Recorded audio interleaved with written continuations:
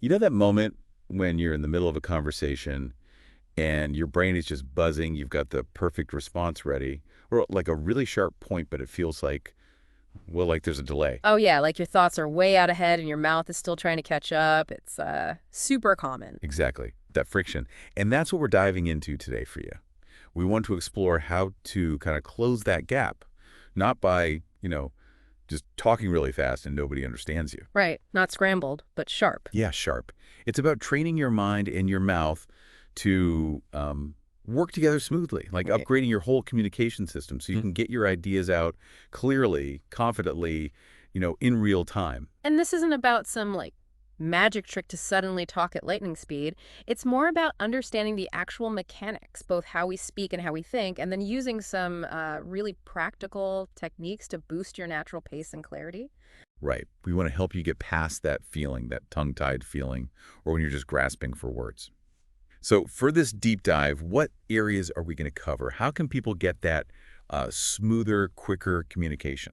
Well, first, we'll look at some ways to train your actual speech muscles, which might sound a bit odd, but it's effective. Hmm. Then we'll flip to the mental side, how to boost your thinking speed, your mental clarity, so the thoughts are there when you need them. Okay, sounds good. Well, let's kick off with the speaking part then. And this first one, yeah, it might seem a little unconventional, but think about it this way. Athletes train specific muscles, right? For better performance. Exactly. So you can actually train your speaking muscles, lips, tongue, all that. And tongue twisters are basically the gym for your mouth. It's a great analogy, actually. You train your legs to run faster, while your mouth muscles benefit from the same kind of targeted workout. Tongue twisters are perfect for that. They build dexterity and speed. Totally. Remember those tricky phrases from when we were kids, like, she sells seashells by the seashore? Try saying that one slowly, maybe 5 times. Really feel how your mouth forms each sound. You can literally feel the coordination happening, can't you? Yeah. Now, try it a bit faster. Then maybe even faster, but keep it clear. That's the key. Doing this with different twisters helps your mouth get, well, nimbler. It's that neuromuscular connection, like a pianist practicing scales. You drill those movements, they become more automatic, more efficient, and then you're less likely to trip over words when you're just talking normally. Exactly. And it's not just some weird exercise you do in private. It's actually a brilliant warm-up. Before a meeting, an interview, even just an important call, I've definitely found running through a few beforehand really wakes up my voice. Gives me a bit of confidence, too. And if you pick tongue twisters with sounds that are maybe tricky in English, like sh, or maybe those different R sounds, Yeah. well, you're improving both speed and pronunciation clarity at the same time. That's a really good point. So yeah, listeners, maybe before your next chance to speak, just try a quick tongue twister. See how it feels. Okay, so muscles warmed up. But how do you know if you're actually like getting faster? Right. That brings up measurement. Because feeling faster is one thing, but having some way to track it can be really motivating. Helps you see what's working. Yeah, you need some kind of benchmark. So here's Yeah. a pretty simple way to do it. Find a short text, say around 300 words, get a timer, set it for 1 minute. Okay. Then just read the text aloud at a comfortable, clear pace. When the timer goes off, stop and count how many words you read. Ah, so you get your baseline. And the key thing here, I think, is that it's your baseline. It's not about being faster than someone else. It's about improving on your own score. If you read 120 words the first time, maybe next time aim for 125 or 130, keeping the clarity. Exactly. Makes it a personal challenge. And you don't need fancy software, just a timer and something to read. And I can see how this would be great for English learners too. Focus on the flow and clarity first, and the speed kind of builds from there. You build that verbal momentum, that feeling of smooth continuity. And a little tip, pick something you actually like reading. If your brain's engaged with the topic, you'll often find your speed improves more naturally anyway. Good tip. Okay, so we've got mouth workouts and speed checks. Now, let's talk about something people often miss when trying to speak faster. Breath control. Oh, this is huge. Absolutely fundamental. It's surprising how often poor breathing is the culprit when speech starts to sound rushed or unclear. It's so true. Your breath is literally the fuel for your voice. If you run out mid-sentence or you're taking shallow breaths, your words can get jumbled, your voice might trail off. I used to do that all the time.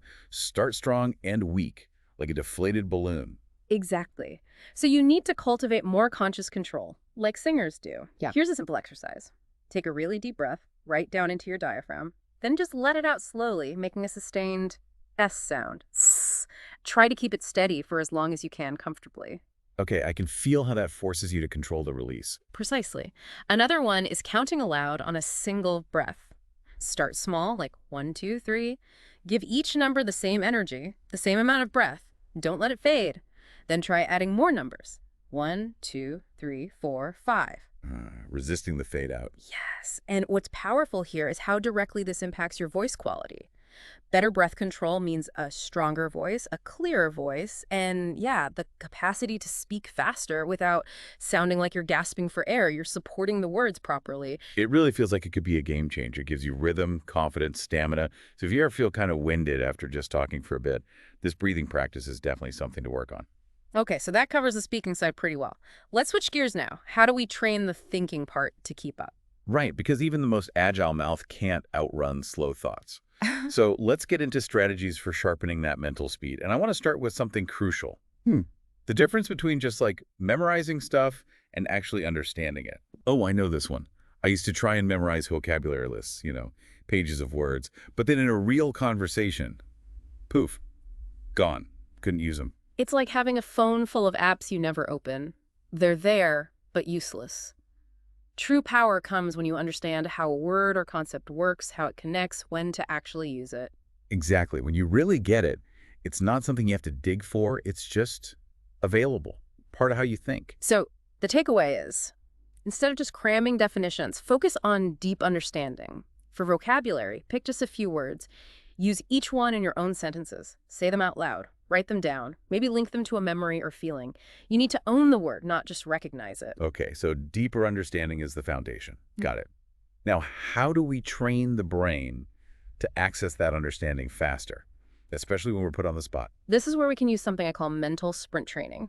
Think of it like interval training, but for your brain, short bursts of focused effort. Mental sprints. I like the sound of that. What does it involve? Okay, one technique. Set a timer for 1 minute. Pick a totally random topic, like paper clips or why dogs wag their tails, and just talk about it nonstop for that whole minute. Nonstop. What about grammar and making sense? Don't worry about it. The goal isn't perfection, it's just to keep the words flowing. No pausing to find the perfect phrase. It feels chaotic at first, maybe even silly, but it forces your brain to work faster, to make connections quicker. I've tried something similar, like just describing an object in the room as fast as I can. Yeah. And you're right, it feels weird, but afterwards I do feel quicker, Yeah. more fluent in just regular conversations. Exactly. It builds that mental muscle. Here's another sprint. Get someone to ask you random, simple questions like, what's your favorite food and why? Or describe your ideal weekend. And the rule is, answer immediately. No pausing to plan. Just jump right in, no second guessing. Precisely. The more you practice that immediate response, the better your brain gets at quickly pulling up the words and ideas you already know. It's like you're clearing the pathways. Again, it's not about giving the world's best answer. It's about practicing the act of responding quickly. You'll find it translates to real conversations. Okay, mental sprints. Makes sense. Now here's something that might seem unrelated, but I suspect it's important. Our nerves, anxiety, stress. Oh, absolutely critical. You can do all the mouth exercises and mental sprints you want, but if your nervous system is in overdrive, your brain's processing speed just tanks. It's like trying to run while holding your breath. Yes, I know that feeling.